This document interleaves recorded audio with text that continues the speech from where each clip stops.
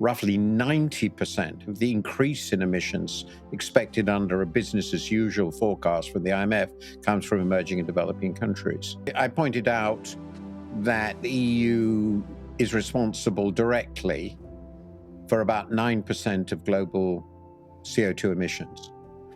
And it's a declining share.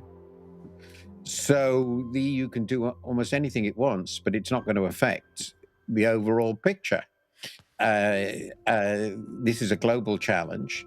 If we support developing countries, it will both help us economically in ensuring prosperity, both in the countries that have developed, but also in the Western world, and will also mitigate immigration and climate catastrophes that will have severe impacts both on countries in the global south, but also in the Western countries.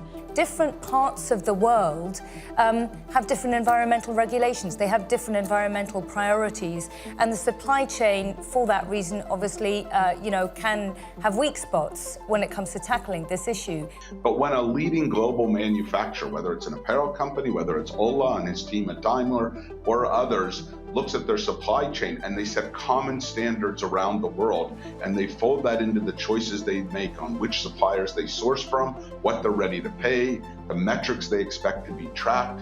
Suddenly, even in countries that may be less ambitious, many of their suppliers will need to upgrade their capabilities in order to support their global customer base. I think Kira brought this up very well, to think that we can solve these problems nationally.